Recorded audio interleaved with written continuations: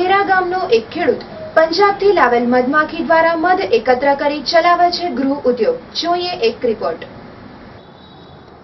ભુજ તાલુકામાં આવેલ કેરા કુંદનપર રોડ પર એક વાડીમાં સ્વાસ્થ્ય માટે લાભકારક એવું મધનું ઉત્પાદન કરવામાં આવી રહ્યું છે, જેમાં ઉત્પાદન કરતા હીરાભાઈ પટેલના જણાવ્યા પ્રમાણે આ મધ ઉત્પાદન ગૃહ ઉદ્યોગ છેલ્લા 1 વર્ષથી કરવામાં આવે છે, જેમાં શરૂઆતમાં 10 પેટીનું ઉત્પાદન કરાતું હતું, જે વધીને અત્યારે 100 પેટી મધનું ઉત્પાદન થઈ રહ્યું છે અને આ એક પેટી મહિને 10 કિલો જેટલું મધ આપે છે, જે વર્ષ દરમિયાન એક પેટી 50 થી 80 કિલો મધ તૈયાર કરે છે.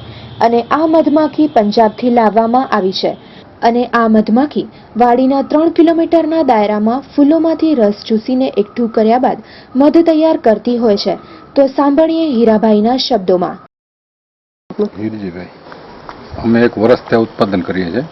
અવલમાં અમે 10 પેટીથી ઉત્પાદન કર્યું હતું. અત્યારે અમારે કને 100 પેટીઓ છે.